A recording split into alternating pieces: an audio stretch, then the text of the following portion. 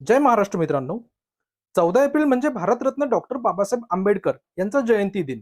या दिवशी सर्व दलित आणि बहुजन समाज एकत्र येतो आणि जय भीमचा नारा देऊन आम्ही सर्व एकच आहोत असा संदेश देतो. पण याच दिवसात महाराष्ट्र सरकारने एक निर्णय घेतला आहे, ज्याने अनेकांच्या मनात मोठा संभ्रम आणि राग निर्माण झाला आहे. कल्पना करा, अनुसूचित जातींसाठी असलेले 13% आरक्षण जे बाबासाहेबांनी लढून मिळवले, आता त्याच आरक्षणाला अ ब क ड असे छोटे छोटे गट करून विभागण्याचा प्रस्ताव आहे. आणि सर्वात मोठी गोष्ट म्हणजे ज्या समितीच्या अहवालावर हा सगळा निर्णय आधारित आहे, तो अहवाल अद्याप लोकांना दाखवलाच नाही. भाई लोक, आज आपण बोलणार आहोत एससी आरक्षणातील उपवर्गीकरण आणि बदर समितीचा अहवाल का दडवला आहे यावर. नमस्कार, मी अभय जंगम आणि आपण बघत आहात गोष्ट भारी. 10 एप्रिल 2026 रोजी महाराष्ट्र शासनाने एक शासन निर्णय काढला. यात अनुसूचित जातींच्या 13% आरक्षणात उपवर्गीकरण करण्याचा प्रस्ताव आहे. म्हणजे 59 जातींना 4 गटात विभागून प्रत्येक गटाला वेगळ्या आरक्षणाचा हिस्सा देण्याची योजना. सरकार म्हणते की एससी मधील काही जातींना आरक्षणाचा जास्त फायदा मिळतो, तर काही छोट्या जातींना फारसा फायदा पोहोचत नाही. म्हणून अधिक मागासलेल्या जातींना न्याय मिळावा यासाठी सुप्रीम कोर्टाने 2024 मध्ये हे उपवर्गीकरण करण्याची परवानगी दिली आहे. पण इथेच एक मोठा प्रश्न उभा राहतो. सरकारने ज्या समितीचा अहवाल घेतला, ती समिती म्हणजे अनंत बदर समिती. निवृत्त न्यायाधीश अनंत मनोहर बदर यांनी मार्च 2026 मध्ये हा अहवाल दिला. पण तो पूर्ण अहवाल आजही या 59 जातींना दाखवलेला नाही. फक्त 10 एप्रिलचा निर्णय काढून 15 एप्रिल पर्यंत म्हणजे 5 दिवसात ईमेलवर हरकती मागवल्या आहेत. 17 ते 18 एप्रिलला मुंबईत यावर सुनावणी होणार आहे. आता तुम्हीच सांगा, ज्याचा अहवाल कोणालाच माहिती नाही, त्यावर 5 दिवसांमध्ये हरकत तरी काय नोंदवणार? आणि इथे गोष्ट अजूनच गंभीर होते. उच्च न्यायालय औरंगाबादचे ॲडव्होकेट शिरीष मिलिंदराव कांबळे यांनी या प्रकरणात तीव्र आक्षेप घेतला आहे. ते म्हणतात की ही प्रक्रिया अपारदर्शक, घाईची आणि घटनात्मकदृष्ट्या चुकीची आहे.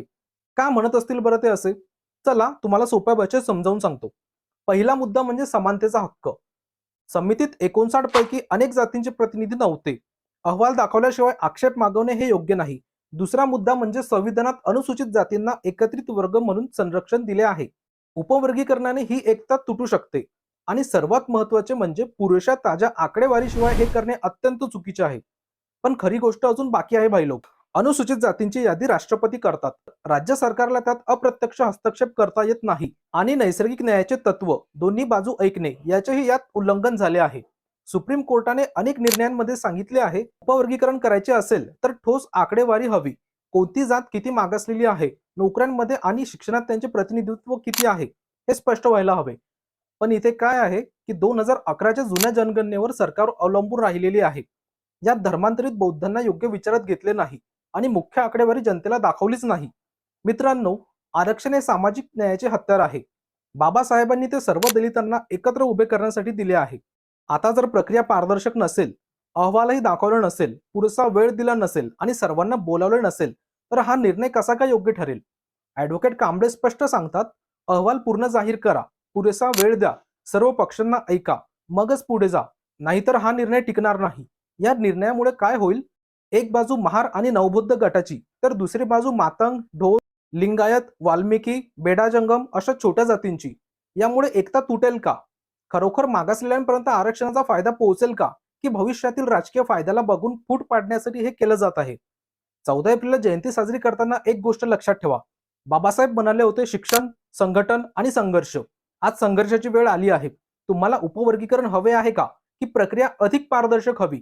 तुमची हरकत नोंदवायची असेल तर dg-sw@barti.in वर 15 एप्रिल पर्यंत अर्ज पाठवा.